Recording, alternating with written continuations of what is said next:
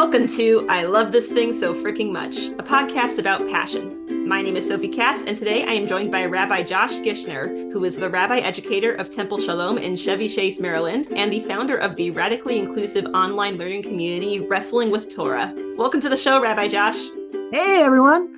So here's how this works. Rabbi Josh will have 3 minutes to talk about something that he loves. This can be a person, place, thing, concept, activity, anything he wants. Our only requirement is that he loves it wholeheartedly and wants to tell us why. Are you ready, Rabbi? I think so. Good. I got my timer here. Now, what do you love so freaking much? I love the Torah. The Torah, or Torah in general, is something that continues to change my life and make me a better person. When people say the Torah or Torah, they often are referring to the 5 books of Moses, Genesis, Exodus, Leviticus, Numbers, Deuteronomy, but I'm talking about something much bigger than that. Although when a lot of Jews say Torah, they also are referring to the Talmud, to Midrash, to Kabbalah, to all of these beautiful Jewish texts from the ancient period through the medieval period to now, to also contemporary texts. But I'm also talking about more than that. I'm talking about metaphor, poetry. I'm talking about the concept of Torah being about learning. I believe Torah is learning. I believe Torah is in our cosmos. It's science, it's wisdom, it's self-growth. The Torah is the mythology of the Jewish people. It's the history of the Jewish people. It's lessons to make our lives more meaningful and to make our world a better place. So why is Torah so special to me? It reminds me constantly to love other people. Hillel, who was a famous philosopher 2,000 years ago, said, "What is hateful to you, do not do to others. The rest is commentary. This is Torah. Go study it." Paraphrased. I messed up a little bit. But he gave an example of what Torah can be. And my favorite fact about the Torah that really drives me in all that I do when I work with children, and when I work on inclusion work, when I work on accessibility work, I think about a lesson that my professor, Rabbi Jerry Davidson, gave to me when I was in school. He said that when you open up a Torah to the direct center, the physical 5 books of Moses, and you go to the center book, the book of Leviticus, to the center Torah portion,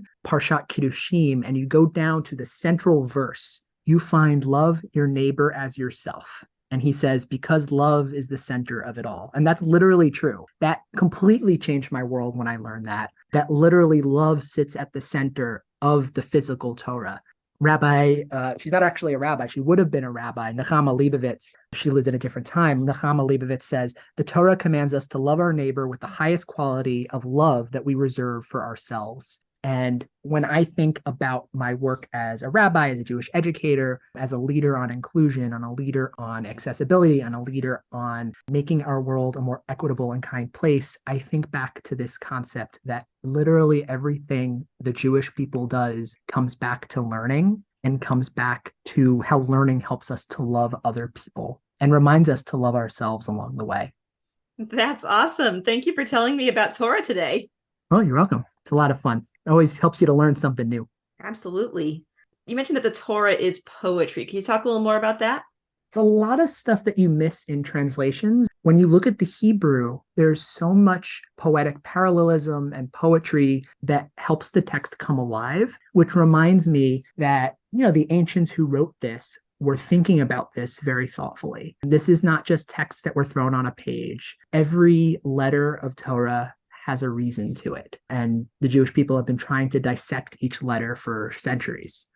Now, when you mentioned that at the very center of the Torah is a line about love, that sounds like something's a little more than coincidence. It does sound like you would construct a poem in that way. You would put it right at the center if it's very important. Oh, yeah. Now, I think about that a lot. And I think about, I don't necessarily believe that I don't believe in a God who is this all-powerful, like I've heard fairy in the sky, who could have physically wrote the Torah. That doesn't make theological sense to me. But when I see things like this, I wonder, were these human beings who were creating this so beautifully? Is this just a coincidence? Or how is there theological or divine influence in these beautiful writings? And we see it all over the place in Torah. And it also makes me wonder, even if these are coincidences, there's so much holiness in the human beings who crafted these things creatively, and how much holiness there is in creativity in our Torah and throughout Jewish literature. You mentioned that the Torah is both history and mythology. I think that kind of ties in with what we were just talking about. Is this coincidence? Is this purposeful? Is this human or divine? Like, what is the distinction there you find between history and mythology, like if there is one? In some cases, I think it's difficult to say this is definitely mythology, this is definitely history. For example, the creation story. It's mythology. We know this. There's a lot of beautiful Jewish concepts that have come out of the creation story or the story of Noah. But then there are other pieces of Torah that to me read as law code, like the famous lines that are often used to harm the LGBTQ plus community.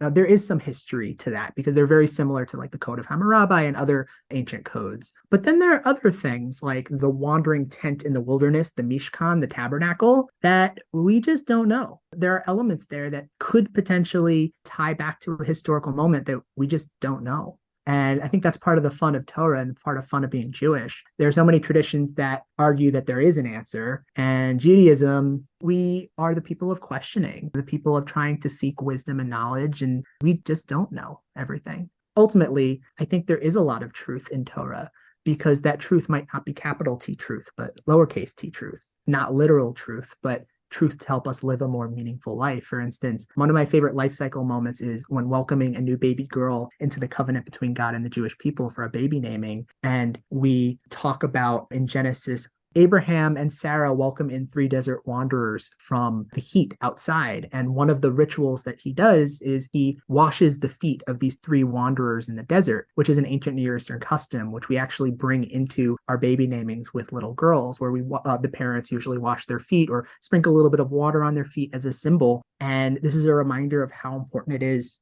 It would be very strange for anybody who's coming to someone's house today to wash someone's feet in the United States. But it's this reminder of this radical welcoming nature we have as Jews, and it all stems back to Torah. And that's true. Is it true that Abraham and Sarah were alive? We don't know. There's no evidence. Abraham didn't sign a check. There is no grave. There is a grave that a lot of Jews believe is Abraham's grave, but we don't know. But the stories about him can still be true, even if it isn't true. Tell me about how your love of Torah began. My love of Torah began probably as a kid, learning that I can have an opinion about Torah study, which is such a radical concept for so many kids that I see every time I work with students.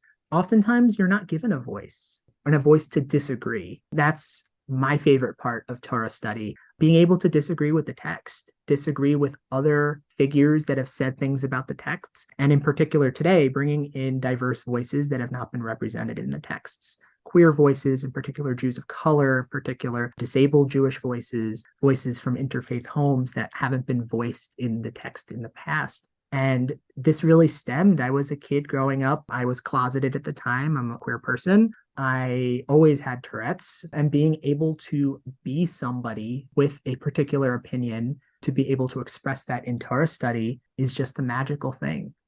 Is there anything that you don't like about Torah? And if so, how do you handle that?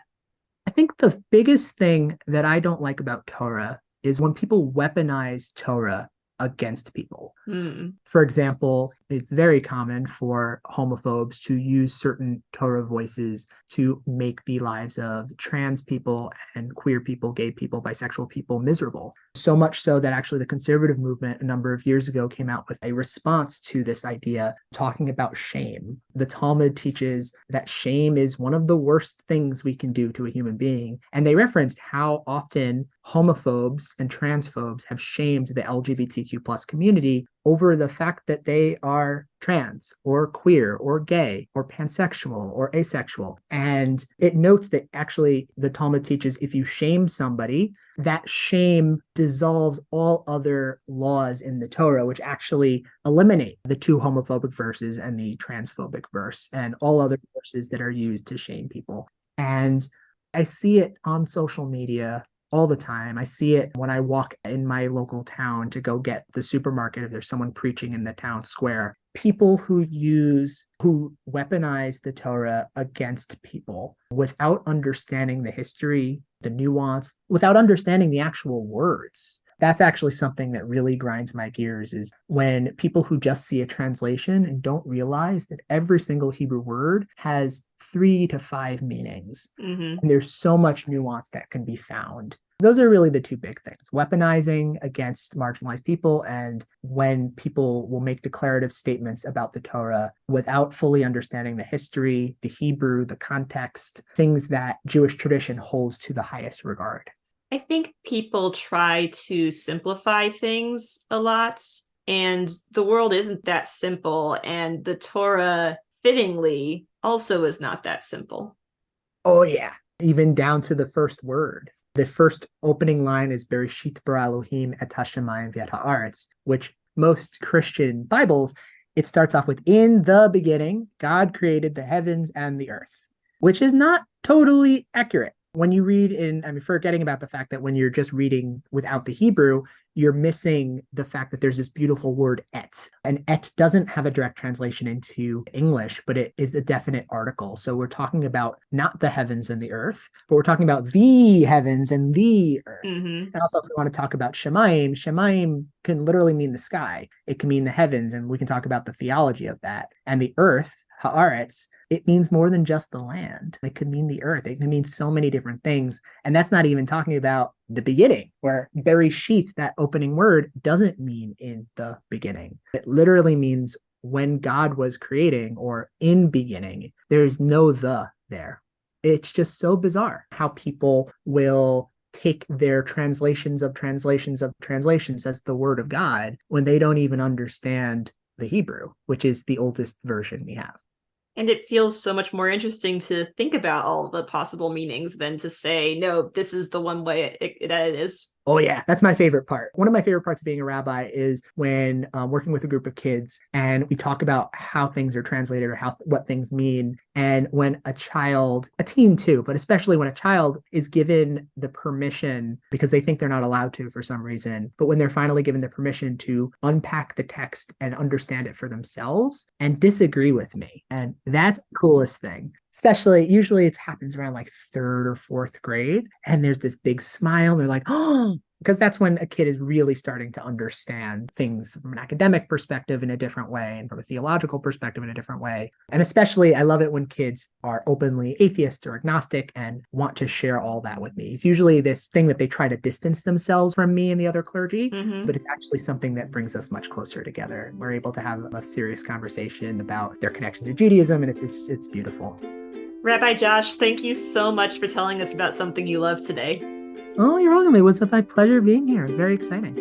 And thank you, our listeners, for tuning in today. If you would like to learn more about Torah or our guest, Rabbi Josh, you can find his social media information and a couple other resources in the episode description. And if you have something you love so freaking much you want to tell me all about it, consider this your invitation to join the show. I Love This Thing So Freaking Much is a production of Through the Window Media. This episode was directed and edited by Sophie A. Katz.